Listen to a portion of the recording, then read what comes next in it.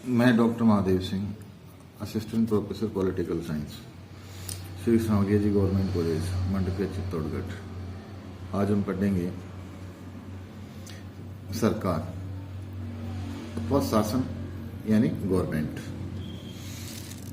सरकार राज्य के 4 आवश्यक तत्व हैं: जनसंख्या, भूभाग, सरकार और संप्रभुता का एक प्रमुख अंग है। एवं राजनीतिक शास्त्र राज्य के साथ साथ सरकार का भी अध्ययन करता है, यानी पॉलिटिकल साइंस जो राज्य का अध्ययन होता है उसके साथ साथ वो है सरकार का भी अध्ययन होता है। हम जानते हैं कि राज्य एक मूर्त संस्था है, यानी राज्य एक अमूर्त संस्था है और सरकार उसका मूर्त रूप है।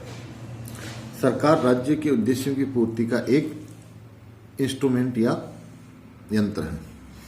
सरकार को कई बार शासन भी कहते हैं।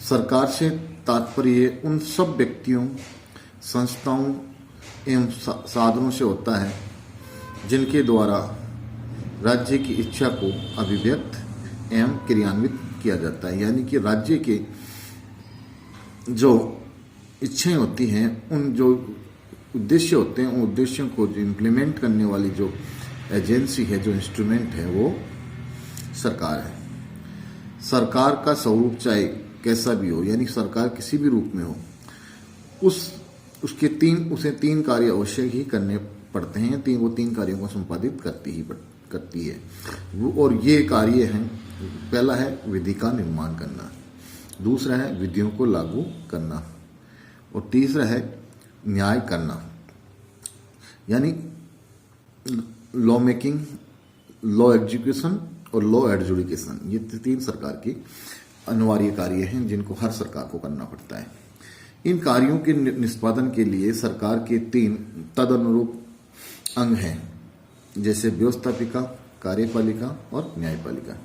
व्यवस्थापिका या विधायिका का कार्य है कानूनों का निर्माण करना।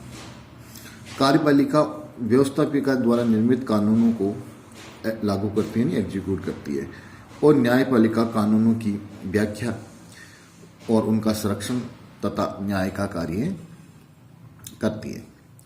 सरकार का ये विभाजन हम देखें तो मॉन्टेस्क्यू के जो सेपरेशन ऑफ पावर थ्योरी है उस पर आधारित है। यानी सरकार के जो 3 अंग हैं उनको प्रत्येक कार्य करना चाहिए। यानी व्यवस्थापिका को कानून निर्माण का कार्य करना चाहिए, कार्यपालिका को उनका लागू करने का कार्य करना चाहिए और न्यायपालिका को उनका एडजुडिकेशन का कार्य करना चाहिए। हम सरकार को हम संकुचित और व्यापक 2 अर्थ में लेते हैं। संकुचित अर्थ में सरकार से तात्पर्य है कार्यपालिका तक ही सरकार सीमित है, यानी कार्यपालिका ही सरकार है। जबकि व्यापक अर्थ में हम देखें तो सरकार से तात्पर्य व्यवस्थापिका, कार्यपालिका, न्यायपालिका तीनों अंगों का ही सरकार में समावेश होता है। अब हम बात करते हैं व्यवस्थापिका या विधायिका यानी लेजिस्लेचर की। व्यवस्थापिका सरकार का एक महत्वपूर्ण अंग है और उस साथ साथ वह व्यवस्थापिका सरकार की आधारशिला भी होती है। व्यवस्थापिका का प्रमुख कार्य कानूनों का निर्माण करना होता है। जिन कानूनों को व्यवस्थापिका निर्मित करती है उनको कार्यपालिका उन कानूनों के आधार पर शासन करती है, उनको क्रियान्वित करती है और न्यायपालिका बाद में उन कानूनों की व्याख्या करती है। शासन का आधार कानूनों द्वारा ही निर्मित होता है और कानूनों का निर्माण विधायिका द्वारा ही किया जाता है। लोकतंत्र में व्यवस्थापिका की महत्वपूर्ण भूमिका होती है, जबकि निरंकुश शासन तंत्र में तानाशाही शासन व्यवस्था में व्यवस्थापिका को तानाशाह शासक एक प्रकार से अपने हाथ की कठपुतली बना लेता है। यानी हम कहें अध्यक्षीय लोकतंत्र के अंदर जो व्यवस्थापिका होती है वो राष्ट्रपति के अधीन कार्य करती है, यानी उसके स्वतंत्र तो होती है पर उतनी प्रभावशाली नहीं होती जितनी वो संसदीय लोकतंत्र में होती है। और जबकि तानाशाही शासन के अंदर तो व्यवस्थापिका का कोई खास रोल नहीं होता। अब हम बात करते हैं व्यवस्थापिका क्या क्या कार्य करती है। तो व्यवस्थापिका का जो पहला कार्य है वह है विधि का निर्माण करना। हम जानते हैं कि राज्य का जो प्रमुख कार्य है वह कानून और व्यवस्था है, लॉ एंड ऑर्डर है। कानून निर्माण का कार्य विधायिका के द्वारा किया जाता है। सैद्धांतिक रूप से विधि निर्माण का कार्य व्यवस्थापिका का है, किंतु कुछ अनिवार्यताओं के कारण विधायिका उस कार्य को न करके अपने अधिकार क्षेत्रों यानी जुरिडिक्शन को कार्यपालिका को प्रदत्त कर देती है। इसे प्रदत्त विधान यानी डेलीगेटेड लेजिस्लेशन कहा जाता है। दूसरा कार्य संविधान निर्माण एवं संशोधन कार्य। कई देशों के अंदर संविधान का निर्माण कार्यपालिका व्यवस्थापिका के द्वारा किया जाता है और प्राय सभी देशों में, चाहे वो भारत हो, अमेरिका, कनाडा हो, इंग्लैंड, चाहे वो फ्रांस हो, इन स्विट्जरलैंड हो, जापान हो, इन सभी देशों में संविधान में जो समय समय पर जो आवश्यकता अनुसार संशोधन का किए जाते हैं वो संशोधन का कार्य व्यवस्थापिका के द्वारा ही किया जाता है। अगला जो कार्य है व्यवस्थापिका का वह प्रशासनिक एवं कार्यपालिका संबंधी कार्य है। वैसे तो हम देखें तो व्यवस्थापिका कार्यपालिका को नियंत्रित कर उसे उत्तरदायी बनाती है, यानी संसदीय लोकतंत्र में जो कार्यपालिका हम जानते हैं व्यवस्थापिका से निर्मित होती है, व्यवस्थापिका के प्रति उत्तरदायी होती है और व्यवस्था विभिन्न चैनल से कार्यपालिका को नियंत्रित करती है, उसको अपने प्रति उत्तरदायी बनाती है। शायद व्यवस्थापिका प्रत्यक्ष रूप से तो प्रशासन में भाग नहीं लेती है, परंतु अप्रत्यक्ष रूप से वह शासन को नियंत्रित करने में विशेष भूमिका निभाती है। यानी उनको जैसे पार्लियामेंट्री क्वेश्चंस हैं, पार्लियामेंट्री कमेटीज है, वो प्रशासन को नियंत्रित करने में अपनी सक्रिय भूमिका निभाती है। प्रसिद्ध राजनीतिक विचारक जॉन स्टुअर्ट मिल ने व्यवस्थापिका को जनता की शिकायतों की समिति कहा है।